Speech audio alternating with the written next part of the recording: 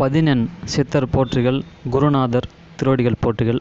இன்றைய பதிவில் பதிவு செய்ய இருப்பது இடைக்காட்டு சித்தர் அவர்கள் அருளிய ஒரு பாடல். மாடு அடங்கி பாம்பு இறந்தால் உலகம் தெரியும் என்ற ஒரு அற்புத பாடல். இதற்கான விளக்கம் நான் பாடல் படிச்சுட்டு பின்னாடி சொல்கிறேன். என்னங்க இது, மாடு அடங்கி பாம்பு சேர்த்தா அப்புறம் எப்படி நமக்கு உலகம் தெரியும்? இத்தனால எத்தனையோ மாடு அடங்கிட்டு தான் இருக்குது, பாம்பு அடித்து போட்டு சேவச்சிட்டு தான் இருக்கோம். அந்த மாதிரி அர்த்தங்கள் இல்லை, இதெல்லாம் பரிபாஷை. மாடு அடங்கி என்றால் அந்த சாதாரண நம்ம சொல்கிற மாடு இல்லை. பாம்பு என்றால் படம் எடுத்து ஆடக்கூடிய சொல்லக்கூடிய பாம்பும் இல்லை. அந்த பாடலானது: மனமென்னும் மாடு அடங்கில் தாண்டவக்கோனே, முக்தி வாய்ந்தது என்று என்னடா தாண்டவக்கோனே. மனம், அதை தான் இந்த இடத்துல மாடு என்று சொல்லியிருக்கார்.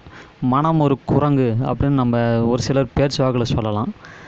இந்த சித்தரானவர் மனதை மாடு என்று தான் சொல்லியிருக்கார். அது ஏன் அப்படின்னு பார்த்தீங்கன்னா, மாடு சிந்தித்து செயல்படுவதில்லை. அதன் இயல்பு பார்த்திங்கன்னா கட்டு அவிழ்த்து கொண்டு ஓடுறது தான். அந்த மாட்டோட இயல்பு அடங்கினால் வீடு பெறலாம் என்று நினையுங்கள் என்று தான் சொல்லியிருக்கார். மனம் என்னும் மாடு அடங்கில் தாண்டவக்கோனே, முக்தி வாய்ந்தது என்று என்னடா தாண்டவக்கோனே. இந்த மனம் என்று சொல்லக்கூடிய மாடு அடங்கினால் முக்தி வாய்ந்தது என்று எண்ணிக்கொள்ளுங்கள் என்று தான் அர்த்தம். இதனுடைய உள்ள அர்த்தம், முக்தி அடைய வேண்டுமானால் மனமானது அடங்க வேண்டும், அமைதி நிலை பெற வேண்டும் என்று தான் அர்த்தம். அடுத்ததாக பாம்பு இறக்கிறத பற்றி பார்ப்போம். சினம் என்னும் பாம்பு இறந்தால் தாண்டவக்கோனே, யாவும் சித்தி என்ற நினையடா தாண்டவக்கோனே.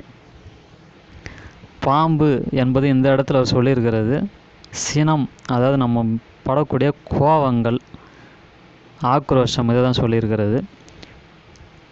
கோபம் என்னும் பாம்பு இறந்தால் அனைத்தும் சித்தியாகும் என்று மனதில் எண்ணிக்கொள்ளுங்கள். கோபம்தான் அனைத்து பாவங்களுக்கும் மூல காரணம் என்பதால் அது அழிய வேண்டும் என்பதே இந்த இடைக்காட்டு சித்தரின் வாக்கு. சினம் என்னும் பாம்பு இறந்தால் தாண்டவக்கோனே, கோபம் என்று சொல்லக்கூடிய இந்த பாம்பானது இறந்தால் யாவும் சித்தி என்ற நினையடா தாண்டவக்கோனே, அனைத்தும் சித்தியாகும். இந்த சித்தி பெறுதல் சாதாரண விஷயம் இல்லை. முக்தி, சக்தி, பக்தி இதெல்லாம் வேணும் என்றால் சித்தியாக வேண்டும். ஏதாவது ஒரு மந்திரங்கள் சொல்லும் போது சொல்லுவாங்களே, இந்த மந்திரத்தை சித்தி பண்ணிங்களா அப்படின்னு சொல்லுவாங்க. அந்த வகையில் இந்த சித்தி நமக்கு அடைய வேண்டும் என்றால் சினம், கோபம் என்னும் இந்த பாம்பு கட்டாயம் இறக்க வேணும். மனம் என்னும் மாடு அடங்கி சினம் என்னும் பாம்பு இறந்தால் சித்தியம் கைகூடும், முக்தியம் கைகூடும் என்பது இந்த பாடலின் கருத்து. இந்த வீடியோ உங்களுக்கு பயனுள்ளதாக இருந்ததுன்னா ஷேர் பண்ணுங்கள், சப்ஸ்கிரைப் பண்ணுங்கள். மேலும் நமக்குள் இருக்கக்கூடிய மனமாகிய மாட்டை அடக்கவும் சினம் என்னும் பாம்பை அடித்து போடவும் முயற்சி செய்யுங்கள். நன்றி.